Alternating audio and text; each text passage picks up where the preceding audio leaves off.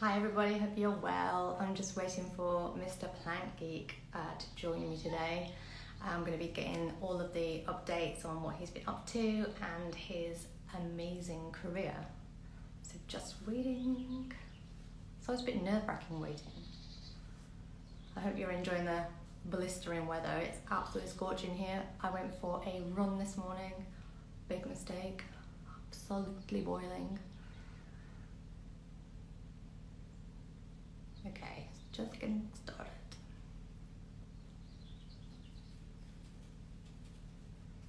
Yeah, I made it like about 3.8k today and then had to come back. It was so hot. It's like not even just like necessarily the heat, but the sun is just so powerful right now. But hopefully Mr Plant Geek will be able to tell us what to do in our gardens. Okay, Instagram is telling me that it hasn't even told anyone that it's live yet. So it's just told everyone it's live now. That's handy. Thanks, Instagram. Yay, here he is. Okay.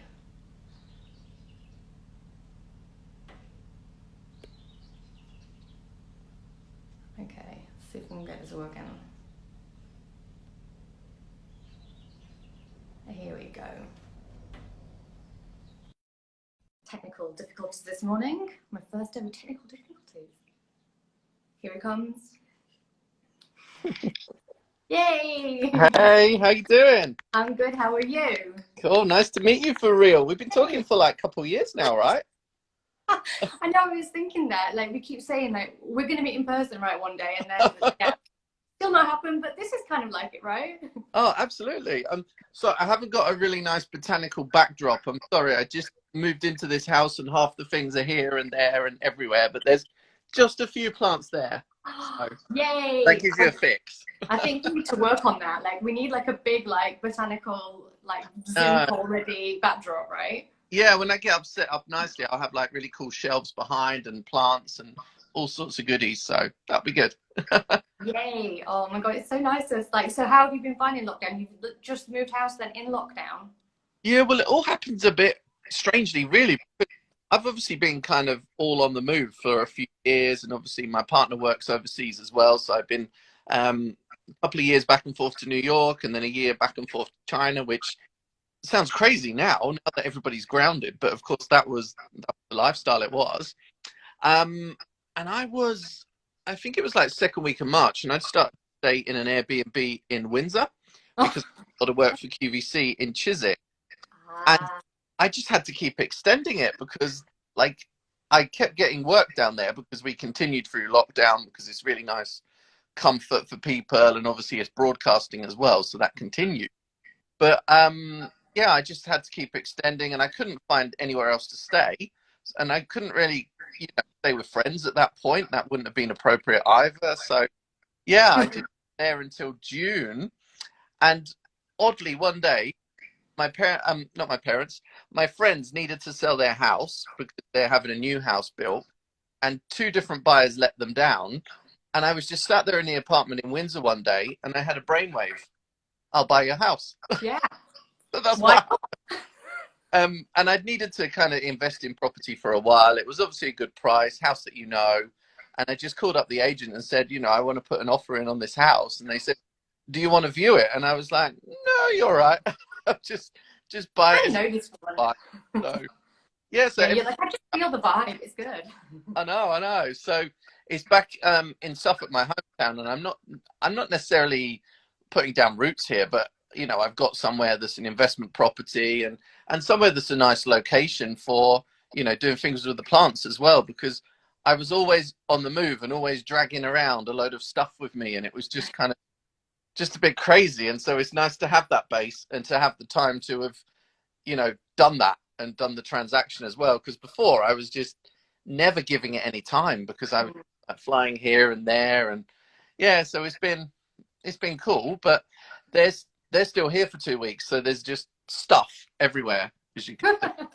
But nice mirror. I hate moving. It's so stressful, isn't it?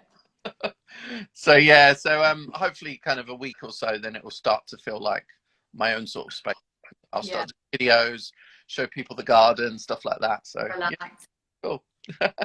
So I kind of wanted to ask you, for anybody who's like aspiring gardeners, so how did you kind of get started in this whole world? What did you study, and what were your kind of first jobs? How did you get into it all? Well, when I was a kid, I was really interested in plants, spending lots of time with my grandparents at that age. You know how it is, your parents kind of fire you off to the grandparents, and they're the ones that end up looking after you. And I think very often you naturally end up being interested in what they're interested in.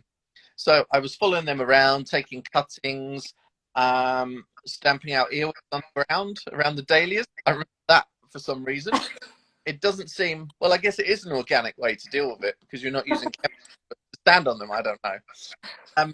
So that was cool. I started gardening in my parents' garden, took over the garden pretty much, started selling plants at the local WI market as well.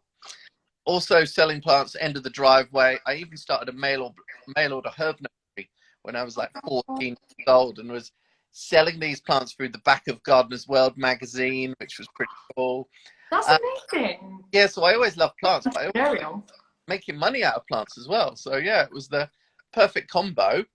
And I went to horticultural college for 2 years, but kind of in those days, horticultural college was almost like the place they sent you if they didn't know what else you could do. So even though I wanted to do it, it was full of people that didn't really want to be there. It was very, very strange. Like, I want to be here. This is fine. I think these days it would be a very different attitude. But then, you know, plants, like, I don't know if you realize, but plants never used to be as cool as this. This is just, I pinch myself sometimes how things have changed. It's just like, this was never the situation. So anyway, college was 2-year course. It was very general. So it was economics, kind of sports turf, but also, you know, plants and the stuff that I loved. And then I was never very good at planning ahead, so I didn't know what I would do next. And there was actually a competition in the local newspaper to design a garden, and that was going to be at Thompson & Morgan, which is a mail order company that you may know, that offer brand new products, lots of plants and bulbs. And yeah, I entered the competition and I won the competition, and then was taken on as an apprentice pretty much. And it kind of then grew from there. And that was then an 18-year career with Thompson & Morgan. And I've been freelance for maybe 4.5 years now. Yeah, really cool. Gosh, what a lot start. In that time, introduced a lot of brand new plants. Yeah, lots of different experiences. And yeah. How did we come across each other? I don't even remember. I think it was Twitter. I think we were tweeting together. I think we were. That's all I can think of when I think of you. Is it was definitely a Twitter thing. I think. Yeah. But yeah, I find it fascinating because, like you said, it feels like one of those industries that's really evolved and gone, and it does have that challenge, doesn't it, of like this kind of stuffy old like attitude kind of thing. And if it doesn't evolve and grow and keep getting new people in, then what will happen to us? So it's like, I think it is a big challenge, isn't it? Well, probably for all industries, just to keep relevant and modern. And there's a lot of new energy these days. The only problem is sometimes the old school doesn't like a new way of doing things. I think we're still in a kind of in-between moment at this point where, yeah, the old people aren't relinquishing enough, so the young people aren't getting enough new ideas in there. But hopefully kind of what I do is a bit of a conduit to that, because I like to appeal to everyone, and I think I'm quite unique that I'm well connected in the industry. I know a lot of the breeders, the growers, but I've also got that access to consumer, and there's not many people with that kind of bridge. So I can show consumers what is coming up. I can also tell breeders what consumers are looking for as well. So it's a nice kind of balance. Yeah. And did you tell me that your first TV appearance was actually with Alan Titchmarsh? Yeah, it was Alan Titchmarsh show that used to be on in the afternoons. And when I was at Thompson Morgan, I used to do a lot of really cool PR stunts. So we paid £100,000, I think it was, for the first 3 bulbs of a black flowered hyacinth. So that made the headline. Did a lot of PR around that. And that started to get me into kind of the media world. And so, like, my name was then a little bit known as being the person that was in the newspaper article. And I think maybe a year after that, we bought a yellow flowered snowdrop from eBay for £700. which sounds really crazy, but That does sound really crazy. new varieties, but also, you know, anything that can give you PR is obviously great, as you well know. And so we did this, and I think that was then when we were invited onto the Alan Titchmarsh show. And so I showed this and also the Black Hyacinth.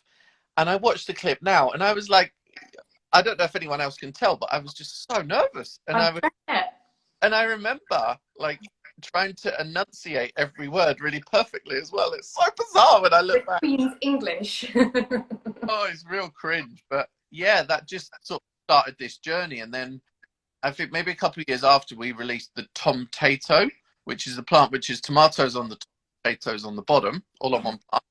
Really That's cool. too much. Like what? And this got lots of PR interest. We took it onto the One Show, I think it was. Various news clips as well. I then became a bit more known online for this plant because, you know, I was the one in all the clips and all the pictures, and yeah, and it was kind of a creation that I worked on, which then led to another plant called the egg and chips plant, which is aubergines on the top and potatoes on the bottom. So oh my god, they sound kind of stuff. Whoever works there is like obviously really epic and like really loves doing fun things, I guess. So were you part of that, or were you just kind of like, yeah, sure, why not? What I kind of working alongside my old boss Paul, and he would push me into a lot of this stuff. I would be like, I can't do that, you know, because I wasn't very confident, you know, from 18 until, I don't know, even 28, something like that. And he was just, no, you can do it, you can do it, you can do it. And that, I really appreciate that push.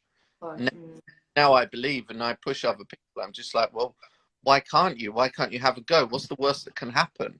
And always just say yes to everything. And that is one of my key pieces of advice, to always say yes. And even if it challenges yourself or makes you scared, the feeling afterwards, the euphoric feeling of knowing that you did it, is just too addictive. So I always want to get to that feeling. So that's why I just push myself to say yes so much, and it works. Yeah, you've done so amazing, and like especially being on This Morning and QVC. I mean, do you still get nervous, or is it just like practice and then you kind of? Yeah, you get to a stage where you can really easily, you know, it must be the same. If you're talking about a subject you know about inside out, you can talk about it easily, you know, in whatever format, you know, whether that's live TV or this and that, because it comes from the heart, it's coming naturally. So I would say no, I don't. I mean, every time something's a bit different, so say if I was doing a different TV program, different format, or maybe a live audience Q&A, something I hadn't done before, I would be a bit apprehensive, but I would still kind of push myself to do it. With a lot of that stuff, because I kind of keep my schedule really full and say yes to a lot of stuff, that actually keeps you busy, but it also takes away a lot of thinking time as well. So you can't procrastinate. You can't worry about how it's going to turn out, because, you know, you can only think about these things often, you know, 24 hours before you do. So stop fretting about them, which is a nice way to be. So yeah, it's a good balance. It's a good strategy, I think. Yeah. So tell me about, so you obviously were working there and then you struck out on your own and became Mr Plant Geek. How did that come about, and how did you kind of come up with the name and all that concept? How did it all evolve? Yeah, well, when I started doing more of the TV work and the TV work, probably about, I don't know, 6 or 7 years ago, social media was becoming a thing at that point. I remember having a Facebook page. I can't remember what that was called, but Facebook page, Twitter account, which was Gardening Greek at that time. So it wasn't even. And a website, which was planthunteruk.com, I think it was. And just at one point, when was this point? I think we were just sitting in our apartment in New York one night, and we just kind of, me and my partner were trying to work out what the brand should be called, and then applied for all the accounts and the website kind of like in the dead of night to make sure that you then secure, because it's difficult sometimes. You can't always get all the names that you want, so you need to choose something that matches up with the domains that you can actually get. So you have to be sensible, because something I really like to focus on, you need to make everything clear for people. There's nothing worse than kind of, you know, trying to find someone online and you then can't find them, and kind of like, so be consistent. You know, ideally on Instagram, I'd like to be Mr Plant Geek without an underscore, but somebody had that already. So that's why I then used it with the underscore, which then kind of looks like, you know, Mr Plant Geek, which is great. but then I followed that through onto Twitter as well. So it then kind of made sense all through. So yeah, just kind of put all the brand together at the same point that I then moved freelance. And I guess I knew I had enough interest in different pieces of work in the bag to then kind of make that move. Yeah, and it was just then having the confidence to do that. I mean, I had a great time at Thomson Morgan, introduced a lot of new variety, but I wanted to kind of, yeah, try some different things. And my aim was always to have a mixed portfolio of work. And I think I've got to that stage now. And it's been probably about 4 years. Again, I've just said yes to most things, different styles of projects. I was really lucky to do some presenting in the US on HSN, which tied in really nicely to when my partner was living in New York as well. So then I had a couple of seasons just back and forth from Florida to New York kind of every couple of weeks, which was a pretty cool situation to be in. Obviously, different stuff in China. I do a lot of lectures and demos in Japan, for example. Wow. I've done some work with Chinese companies too. So kind of, yeah, just kind of keeping it global, really. It's just saying yes. Yeah. I love it. Overseas companies, a lot of people before this, obviously, before travel changed, a lot of people would say no to stuff because they didn't want to travel or they didn't want to have the opportunity or they kind of didn't feel confident to do it. But again, that was just me pushing to say yes all the time. So it works. And I said yes to this today. So there's another. Thank you. And how, so I think you are the most active person I've ever seen on social media ever. Really? How on earth do you manage it all? Like, are you just like, do you just kind of, do you have any plan to it? Or do you just kind of like go in? And I know you do have a bit of help as well with somebody who helps you manage it all, because you've got quite a lot of channels and people and groups and everything. Well, do you know what? First of all, everyone always says this, but when it becomes a habit, it's just something you normally do. And if you were going to meet me in real life, like you might imagine I'd be someone, stuck to my phone all the time, but it's really not like that. It's just, yeah, it just becomes a habit. You just know key things that you might then put up there. And obviously some stuff can be scheduled before in advance. So my assistant helps me out with the website and such, but generally social media is me. How are you? On my Plant Geek channels. She does the Rude Botany and the weird and wacky plants, but generally Plant Geek is me, really. And it's just, yeah, it just seems easy. It doesn't seem like it takes any time up. And I guess you must be one of these people that is just a natural at then. Yeah, it just happens naturally. And because I'm saying yes to a lot of stuff, there's always a lot of content something to talk about. Yeah, so that's why sometimes in the lockdown it's been a bit like, I don't know, when you're like almost scratching around for something to say, and I hate that. And you don't want to be like just saying the same thing all the time. So it's, yeah, I need to feel creative all the time. It's kind of a real urge in me. How did was this morning before QVC, or were they roughly around the same time? How did the TV, that side of it work? How did you come to that? Did they come to you, or was it natural? How did it come about? Yeah, what happened with that? I think it was when I was at Thomson and Morgan. They almost coincided. So when I was at Thomson Morgan, I think again, my old boss pushed me to do some sales on QVC because I was the guy going out and hunting down these plants. So I was the best person to then talk about them when I got to the TV. So it was kind of getting past that kind of nervousness of doing that. But then it kind of really made sense because I could talk about it again from the heart. I could talk about it really authentically as well. And yeah, I was just then pushed more and more into doing that. There was a few seasons where I was doing Italian QVC as well. German QVC, so I was dubbed over in these different languages, and fun. Cool challenge to have the simultaneous translation in your ear as well. So really nice challenge. And yeah, so that started to grow. At the same time, I guess because my name was starting to get out there, This Morning then rang me up and wanted me to do some orchid tips. Once your name is moving around circles in production companies, it's kind of it tends to start rolling. And when people search garden expert online, if you're coming up well in the search results, then it's a good thing. So yeah, so that moved to that. I've done various other bits and pieces like BBC Garden Revival, I think it was called. I actually did a pilot for a new show in October, but I think probably with how things are, that wouldn't go ahead at the moment. So yeah, just your name starts to be in circles, and go in there, do a good job, and come out again, and they'll ask you again. Say yes, be reliable, be on time, and do the job. It's so fundamental, but I think a lot of people don't get that right, and that gives us the opportunity to get it right and to get ahead of other people. So it seems. And how do you cope with the earpiece thing then? Do you literally get used to it? And do they say things like, say plant again, say it again, or something? Yeah, it's really, you really get used to it. The risk is sometimes you can almost get too used to it, so you tune it out. Almost then, occasionally someone will say something, and I'm like, oh, what? Who? Yeah, but generally, yeah. Like the translation was even easier than it seemed as well, because the presenter would talk to me in German and I would hear it in English, and then I would reply and hear it in German.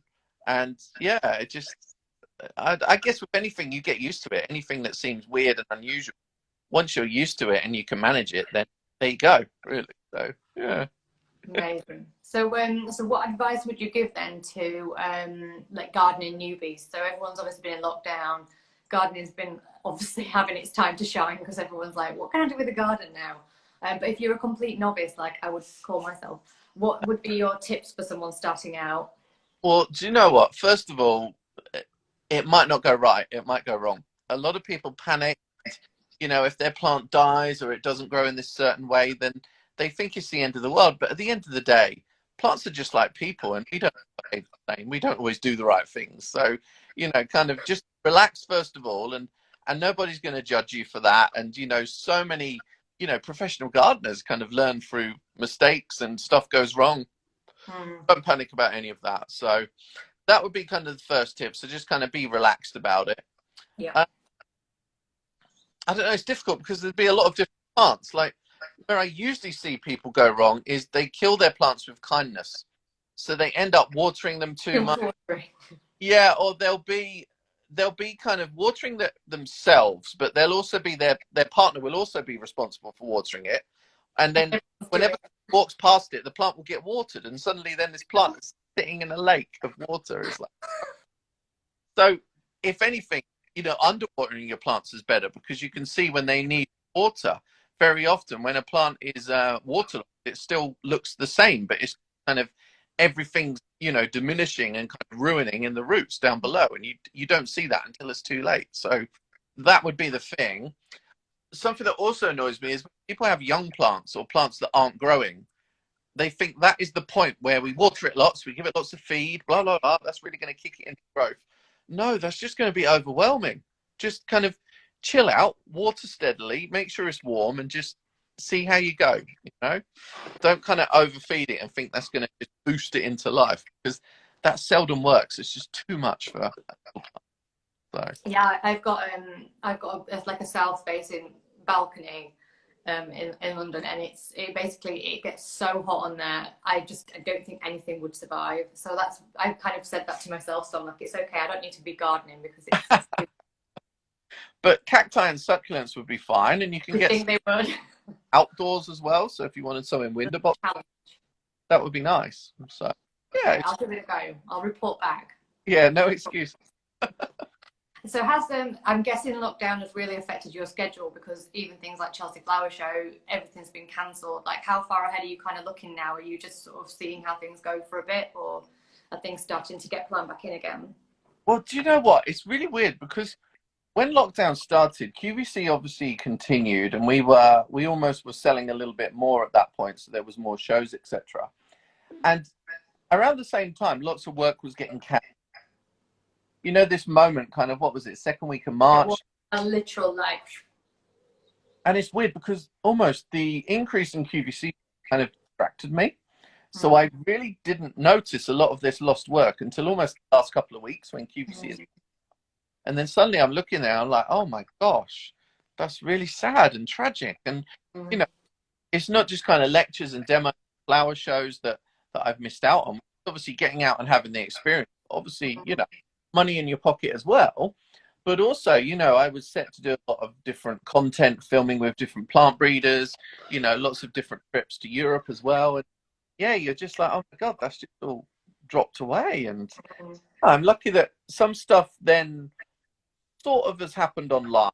I'm Mm. hosting the Plantarium show, which is a perennial trade show in September. And there's a rough idea that we might do that in person, but if not in person, then it's digital.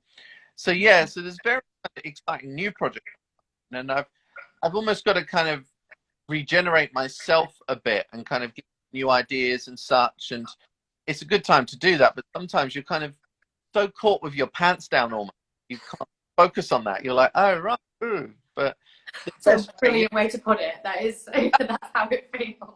but all of these Like companies, being caught in the street naked, like what? oh I know, but all the companies, we need to adapt. That's the only way to do it the best, because you can't keep plugging along with the same stuff when it's purely not going to work. So yeah, I did a very cool thing last week, which I'd like to do more of, which was a houseplant masterclass on Zoom for an apartment block in Manchester. Love it. They just contacted me through Instagram, and I think they obviously have an events program, and they booked me to do this Zoom masterclass, and it was like a sew along as well. So the organizers actually bought pots, compost, and seeds for all of the different residents taking part. So it was about 30 people, I think. And I was then on the Zoom. I was showing as they did it at the same time. We then went a bit of houseplant kind of rules and tips. I showed various different houseplants, what room they go best in, what to do when things go wrong. And then people came on Zoom and asked me questions about their plants, which was really cool, because usually you get some vague description or you get a picture which is out of focus, but here you could actually see the plant for real. So really, really fun actually, and that would be a nice blueprint for doing like that in the future as well. So nice bit of entertainment for people that get out, and yeah, it was fun. Maybe that'll be the next thing. Then you'll be doing Zoom planting. Yeah, like Zoom garden consultations. Yeah, why not? But I'm always like, my least favorite is kind of telling people what to do in their plant is like, it's often very impossible to know, like it could be too wet, too dry, I don't know the history, I haven't seen what you've done, it's just like, oh. It's like being a doctor. You come into the surgery and just try and, I don't know. Oh, it's just crazy. But yeah, I even put it on, so there you go. Don't ask me if the plant died. So funny. So so I know that in the last few years, like London has just exploded, and a lot of places obviously, with the kind of Instagram trend for floral features. You can't really swing a cat anymore without a beautiful cafe with loads of like it just makes it look absolutely incredible, doesn't it? And I know people flock there to take their photos there. Does that kind of help the gardening world? I know some of it's like probably artificial flowers or whatever, but is that kind of still a good thing for the industry? Oh, absolutely. Like, it gets people engaged with plants. Like when you open Instagram, you're just like, oh my God, I'm just amazed and enthralled and pleased, but also a bit annoyed that everyone's interested in plants. It's like, I told you so. I told you that. I know. So it's amazing sometimes. It's like our time has come, It's excellent. Like, for anyone in my situation, we kind of worry about when that's going to end. Like, oh, are we just riding this wave? What about when people find out that plants aren't actually as easy to grow as they imagined? What's going to happen?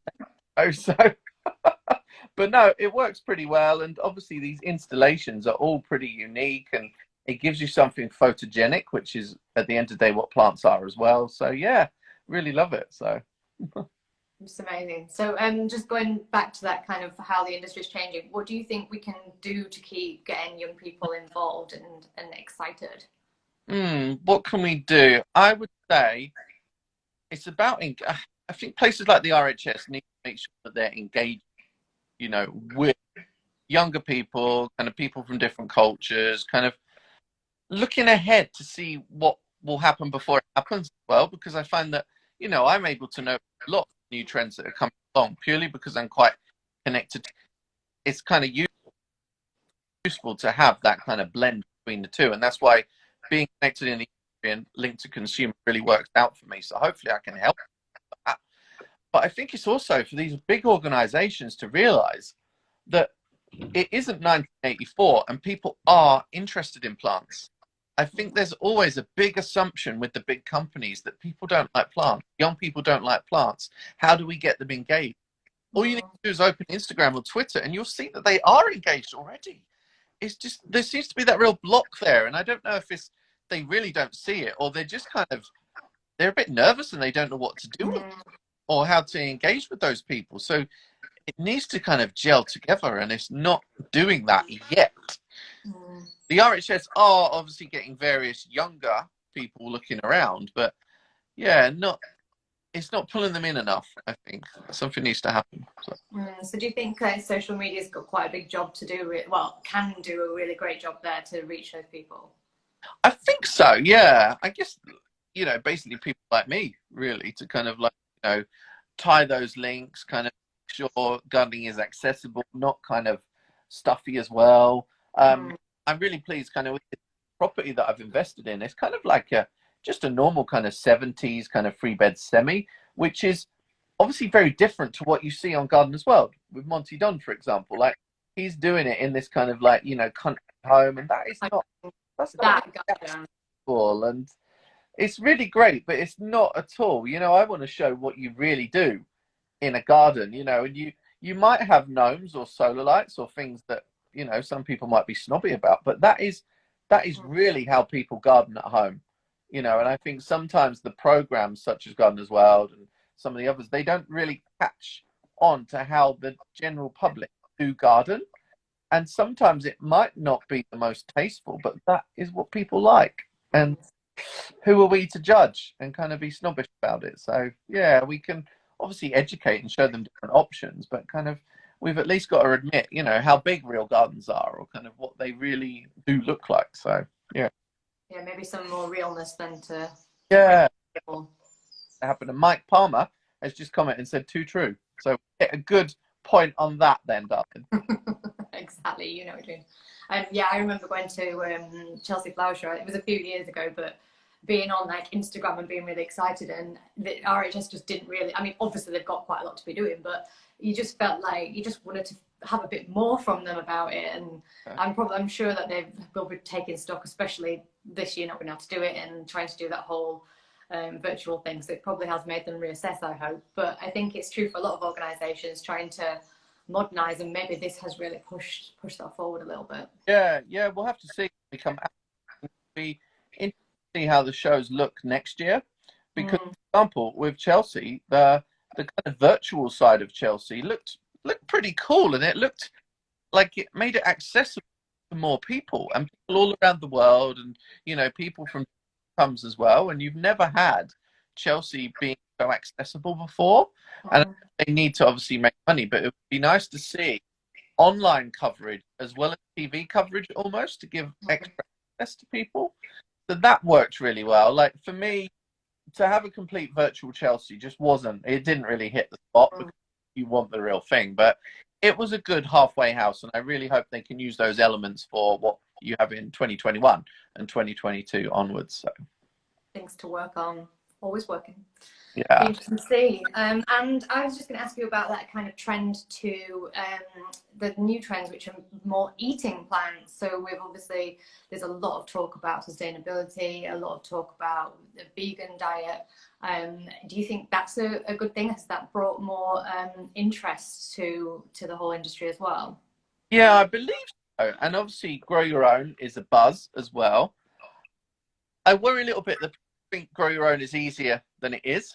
And a lot of people have had the time during lockdown and it worked very well. But when people are potentially working next season, they'll realize that Grow Your Own is not, you know, you're not going to sustain your whole family, you know, from what you grow. It kind of just doesn't. So I hope that is realized and people don't kind of lead over that. But yeah, Grow Your Own. Definitely, we've obviously got a plant-based podcast as well. So we obviously talk a lot about plant-based foods, but also plant-based materials too. So I think generally there's a real appreciation of plants, like in whatever format now, and realizing how important they are to our day lives. So yeah, that obviously knocks on to every area of life, because you know, you're engaging with plants, then you might house plants. You might try to grow tomatoes for the first time. Kind of, yeah. I wonder what kind of figure it is of how many people are now engaging with plants, what format compared to before. Yeah, I'd love to know. It must, yeah, it has to be like such a growing industry, doesn't it? Even it's enormous already. I mean, books and such, that feels really different. Like people did do that. And it's nice that they've been forced to do that. And it's really nice when you see families kind of out at the park, and that this time last year they weren't in that situation. There was parents probably at work. They seldom went to the park, so that's so nice. And I know different that format, but hopefully to some degree it can.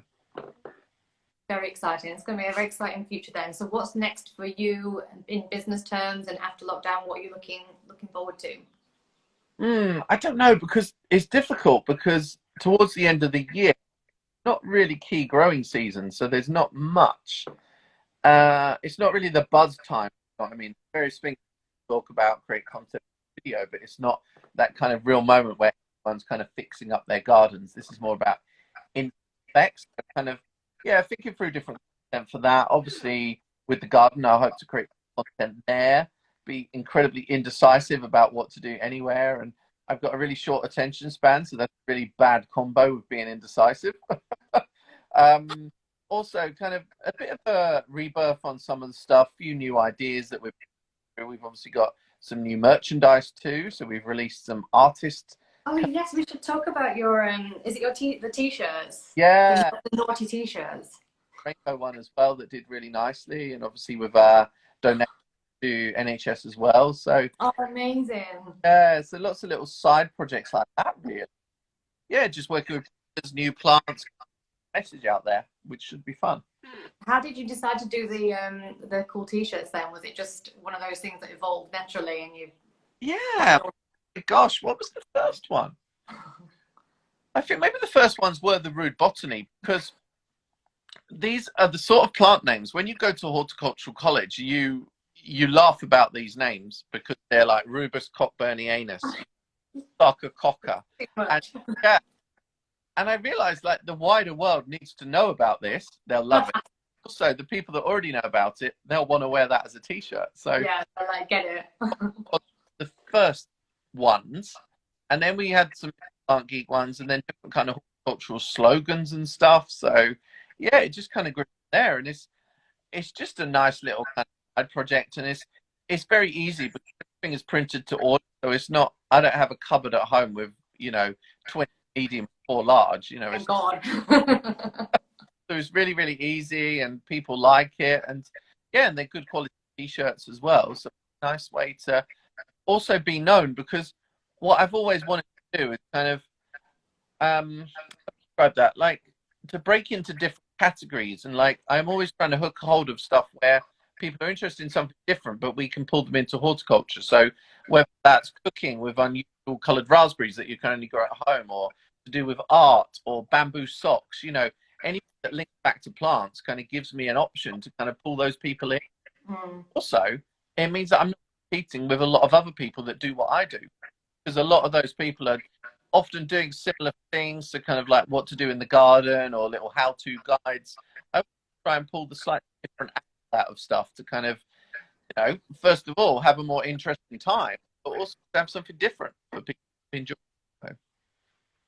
Cool. And my final question, which isn't even on my list, but you just reminded me of it, is you do a lot of well, because my blog is called Naked PR Girl, and the actual name of the interview series is Getting Naked With, and you do a lot of getting naked. So is that, like, it's mainly charity related, isn't it? I think mainly. I mean, yeah, just for fun. How did this even begin? Because we were working with Perennial, which is the Royal Gardeners Benevolent Society. I remember going to some champagne-fueled party, and of course that's how everything starts. All the good things, yeah. And I think we had to make a pledge to raise money for them, and we agreed to do a mud run. They were quite popular at that point, about 5 years ago, like obstacle courses and such. And we did, and then I think in the meantime, there was World Naked Gardening Day, which became a thing, which nobody knows where it started or how it began or or who even started it. And we did a shoot for this, which wasn't a calendar. It was just a kind of casual shoot at Kensington. Casual get together. Yeah, it was really fun. And then we just started doing lots of activities. So like the obstacle course, we did a skydive. We were obviously raising money for this. We did charity calendars as well, and just became known for this. And Grubby Gardeners is quite a cool phrase as well. And we raised about £25,000 for charity. Oh, wow. That's fantastic. And it's another one of those things that gets people's attention. So people, nudity obviously gets people's attention, and it's a bit cheeky, a bit risque, and kind of. It's a bit, yeah, your brand, isn't it? Yeah, the English kind of like that, and kind of, yeah, I've always got a little kind of element of cheekiness to what I'm doing, and yeah, I don't know where it comes from or what, but again, it's something you're remembered for, and that's kind of really important to have that USP, So. Are you going to be doing some more of them then? Is there an NHS one in the pipeline? No, we social distanced one though. Yeah, exactly. But most of them have been anyway, haven't they? See the shot.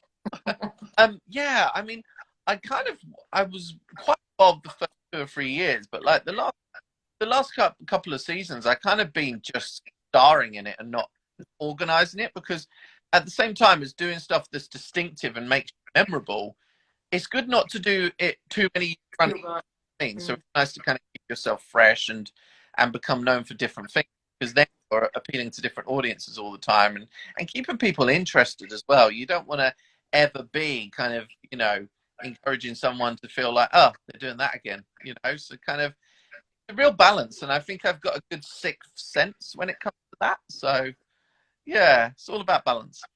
Amazing. Well, on that note, we'll leave it. We'll leave it on the naked note. I think that feels the right place. Always. Cool. Thank you. That's been really been fun. Our first meeting. I know. It feels. We'll have to meet in real life after lockdown. Have you got some cool stuff coming up that we can work on? Have a think. Yeah, I will be thinking. I need to think about that. Yeah. Cool. Always thinking. Right, we'll have a fabulous day. Enjoy the sunshine. Awesome. Thank you very much. Get planting. See you later. No worries. See you, darling. Bye-bye. Bye.